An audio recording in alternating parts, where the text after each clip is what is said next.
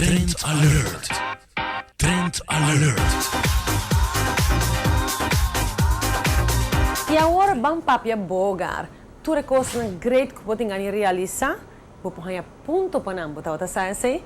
Olha o momento na aqui dispensa quanto custa. Vou pôr assim, gostando de lo que é atividade também que tem efo.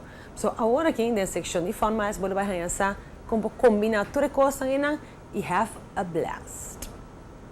Hogar. FunMiles e coiman ta clape. Abo também? Sim, já vieram para o Marga Finals. Tem na Car and Bike Show Registration aqui na mesa na Coiman. E nos meses de FunMiles vai estar presente com o Kim Foundation e nos promo team. Nós vai ter nos bumper stickers. Também tem car shows, vou falar sobre o auto que também domina para o Marga Finals. Para o Marga Finals mesa dia 28 e 29 de novembro. E vou comprar o ticket na oficina de FunMiles.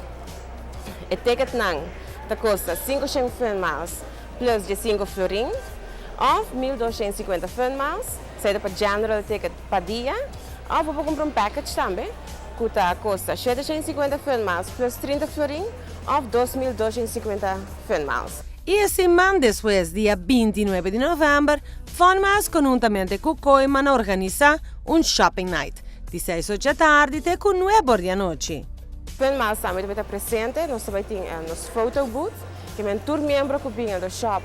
75 florin, compra 75 florin, por sacar para trás nos photo booths e botar em recuerdo para com eles, botar em para trás para com de viagem. Se você não é membro ainda, vou virar membro e ainda botar chance de domingo que é FunMiles Millionaire que está culminar é promessa de dezembro.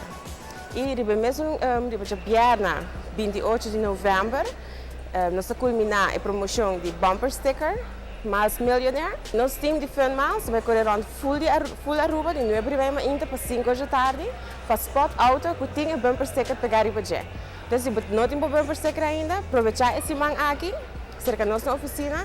Ou se você spot onde nós promo team sa Ribacaia, para borrar o sticker e para borrar o ponto ainda.